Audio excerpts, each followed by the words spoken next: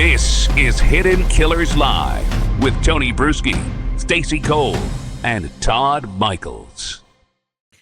Yeah, all roads lead to narcissism, as we say. In this program. There you go. There's the drop the mic. All roads lead to narcissism. All bad shit. Yeah, I mean, it's true. Yeah. It feels like we need some hobbies. Have we lost other than mind? this? Yeah. Yes, I mean, it comes down to that. You're right. I mean, no problem solving skills, and I think having a hobby does not mean getting super amped up and angry about something online. That's not a hobby. No. That's not healthy either. And no matter what it is, one may be getting angry. And what I want to ask you about with this, because this is someone who obviously got angry enough about something that they didn't like about Charlie Kirk, and acted.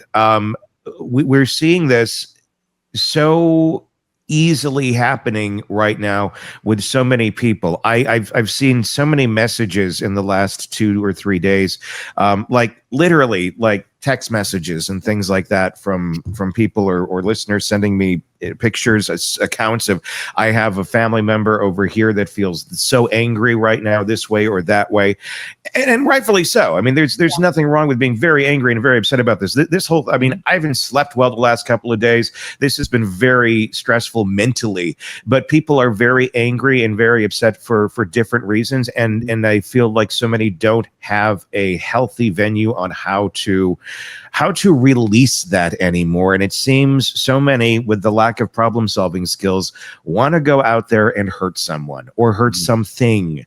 And I think a lot of people don't even know exactly what that is or what that means at this moment in time, but that rage is there, and that rage is overriding a lot of people's common sense right now. And that's where I think it's so dangerous as to where we're at this second in time. Yeah, if you find yourself in that situation, again, not a licensed mental health professional by any means, but if you find yourself in those situations or know someone in those situations, the first thing you need to do is get out, touch some grass, and go for a walk.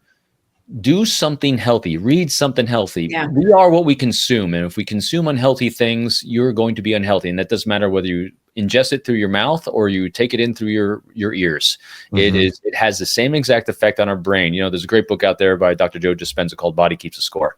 And the things that we ingest affects us massively. You know, just for example, we go on sidetrack sometimes, don't we? That's good. That's good. We need it. See, we need it. The Tao Te Ching sits next to me all day long. Yep. This other book I absolutely loved, I've quoted numerous times, Who Will Cry When You Die? You know, and for, you know, I've seen some really horrendous things that like we all have, with people posting about the death of a father and a husband, and how they've said, and even when they're not trying to say vile things, they're saying things in a way that made me think, geez, I hope no one ever says that about me when I die. Mm-hmm.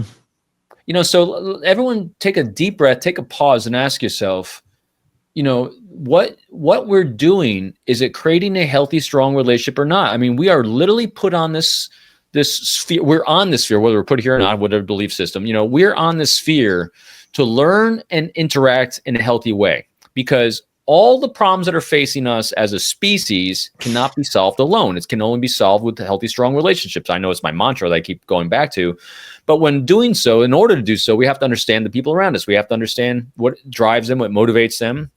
And to your point, to get a healthy to get a healthy hobby, first you got to get outside the echo chamber of negativity. Mm-hmm. It is the hardest thing. You know, half the species can be broken down into wound collecting victims, and the other half is problem solvers.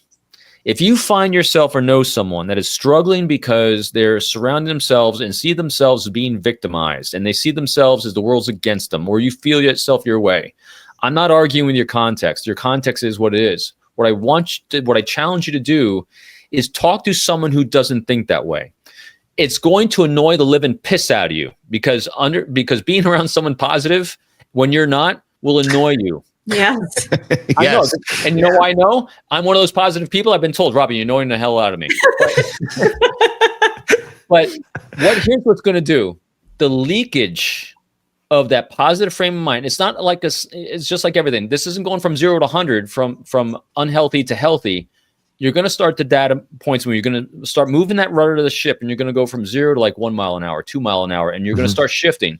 And this is just assessing with hopefully a good loving critic in your life, who and what are the healthy things in my life and who are what are the unhealthy. And now granted, in some of our cases, if we eliminate all the unhealthy, we might be left with nothing today. And that's okay for now in the moment, because then we can go, and there are healthy online things. Yes.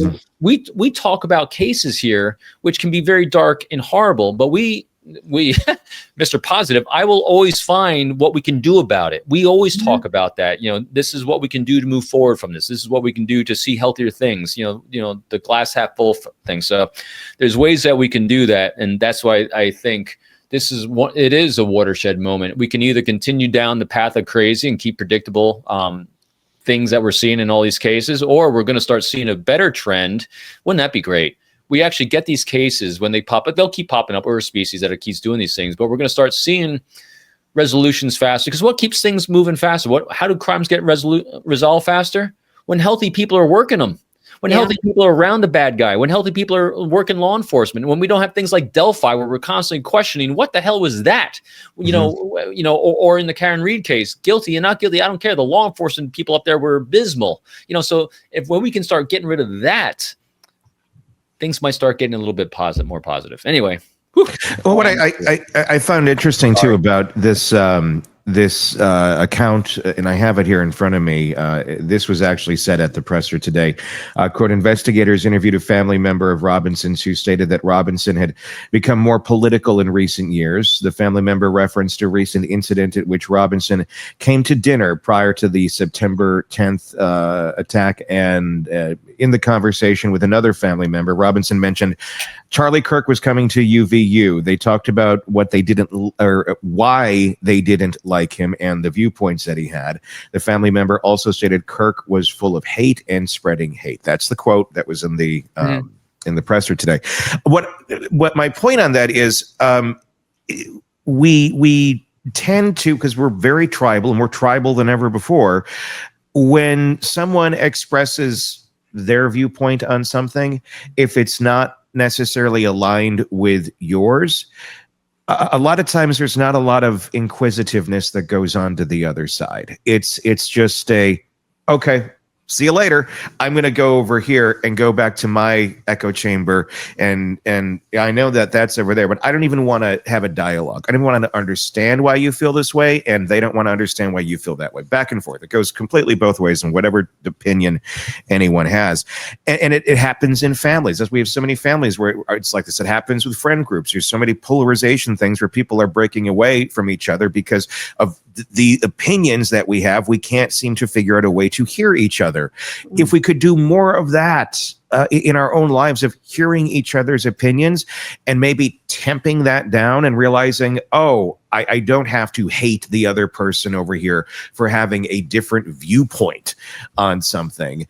I feel like there's a whole culture a whole generation rather, that's been brought up where that is the culture. This guy's 22 years old. I would say most of his life, our culture has been so tribal that in no way, shape, or form is I'm making any sort of an excuse for a man like this, but I'm telling you, you have a generation of people that are extremely tribal that are coming into their own now, and it's scary. But I think you are going to have a lot more of this where it is so ingrained in people of being, this is my side, and this is the only way. I think stronger than we've seen in any generation. And they don't know any different at this time. This is all they've known for probably the last, I would say, 10 years. Dare I say 10 years? They've been born, really. Since they can remember life. I mean, this is a 22-year-old. This is a kid, basically. I'm sorry. Go ahead. Yeah, so I mean, it's so, like I was saying, it feels like this way of thinking of this way or that way. It is diametrically, maybe that's the wrong word here, but it is so ingrained in some of these young people. I don't know how you turn it around, because this is just how they've been conditioned. Not everybody, but a good deal, and it's not always on extreme political things. It can be on almost anything. So, as a species, we're always going to be tribal. Yeah. We're genetically coded for. We evolved as a species because of our tribalism. We also evolved because of our ability, as Noah Harari says in Sapiens, because we had the ability to gossip and tell stories. And it's going to make us tribal, and that's okay. But, we've always been tribal. We're always going to be tribal. We're not going to get rid of the tribalism. What's currently missing, and this is where people, and I'll say people like Charlie, because Bill Maher does this exactly the same thing. I think those are two of my favorite people, not because I agree with them, but because of how they engage. And what they do is this: we fail and we fall into these traps when we lack curiosity. That's it. One of the greatest human beings that I speak about frequently, because he's a great example of, I've never met a human being yet. And for those watching and listening, ask yourself this: have you heard of the word and the man, Leonardo da Vinci? Yes. Yes. He's a mutant ninja turtle, right? Yes, exactly. But when you think about, now I do these deep thought process, and as Tony gave me a great compliment the other day, just being a historical guy. So then ask yourself, when I was reading his biography, I was like, why does everyone know the name Leonardo da Vinci? And why do you hear nothing negative about Leonardo da Vinci? Think about it. So here's a man who was gay in the 1400s in his country at the time, because it was constantly fluctuating. You talk about violence against man, he lived in it. It was illegal to be gay. You'd be stoned for being gay. He was accused of being gay 2 to 3 times, of having sodomy with another man. Acquitted each time. You know why? Healthy, strong relationships. Based upon what? He was actively, non-judgmentally curious. He didn't judge you. He wanted to understand you. And so that's what Charlie, and again, people like Charlie, because there's a lot of people like this, was modeling this way of, hey, here's my belief system. And instead of just absorbing what I'm seeing in a 5-second highlight reel on TikTok of what I believe and then just regurgitating rhetoric, he understood very, very clearly and could articulate very, very clearly what he stood for. And there's a lot of religion in there, there's a lot of things in there, and a lot of people aren't going to understand that or agree with that. But here's what: now you understand him.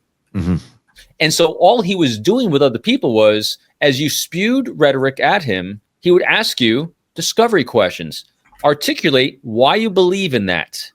And what was happening was, some people could, most people couldn't, because he forced people to think and understand, here's who my tribe is. And I think people like Tony and Bill Maher, Kirk and Bill Maher, where all they're doing is have people do a deep thought process of understanding who you are and why you believe what you believe. And then that's your tribe. Yeah. And now you can be curious about the other tribes and see where you align. And here's where we all align. We all want a better place for our offspring, for our families and friends, for those that we leave behind after us. Yeah. And so that's what I think was really amazing. That's missing in this tribalism is when people lose curiosity, that's when it goes downhill. Want more on this case and others? Then press subscribe now and don't miss a moment of true crime coverage from Tony Bruschi and the Hidden Killers podcast.